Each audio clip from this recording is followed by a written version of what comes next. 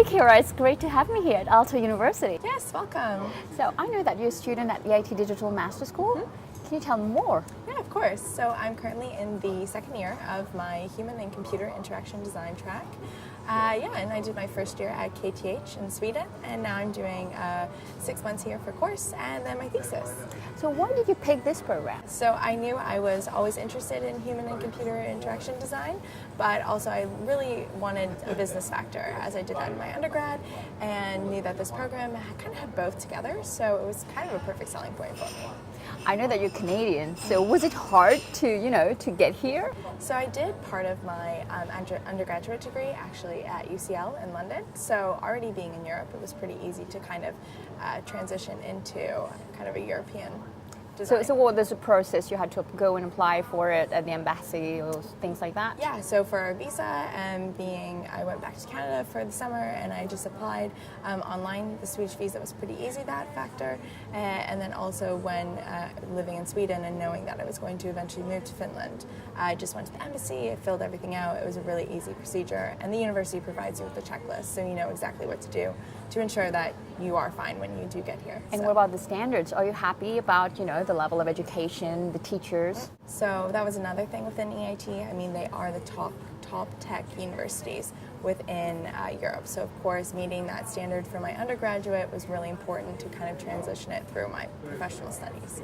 And how's life on the campus? For me personally, I take a Get to Know Finland course here, so it's really about understanding the Finnish culture and how to integrate into society, but also how to compare it to your own. Was accommodation an issue for you? In Sweden it wasn't, because we were guaranteed housing, which was really nice being in Stockholm, and now moving to another capital, unfortunately we weren't guaranteed housing, but there are tons of programs that you can sign up for and really help you figure out what affordable. Also because living in capital countries, obviously that's a main cost concern, especially when you're a student. So. And what do you eat here? Finland has pretty similar food to Sweden, so I was kind of used to that transition. We also here have canteens that are subsidized by the government, so it's only €2.60, wow, which is pretty good, and we usually all have lunch together. So. And international food? Yeah. So, and there's always like free options, vegan options, vegetarian, so anything you need, it's always there. Fantastic. So Keira, a typical day on campus? Yeah, so pretty much starts in the morning. I live in Helsinki city center, so get a coffee, head on the metro, only about 15 minutes. Then I head to my various classes on campus, and also there's events in the afternoon, so there's always something going on. So Keira, where do you study? I primarily go to the library, but also the CLC, or Co-Location Center. What is that? So that's something specific to EIT Digital.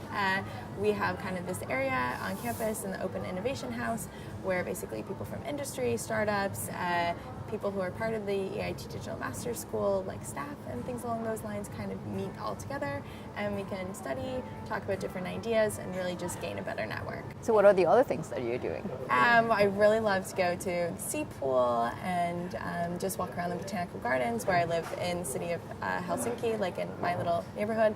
There's right by the water, you can go for walks and just hang out. And actually, I have a sauna time if you want to come and join me, because sauna is so big in this culture. So great. Yeah, we can Let's go for it. Yeah, sounds good. Super.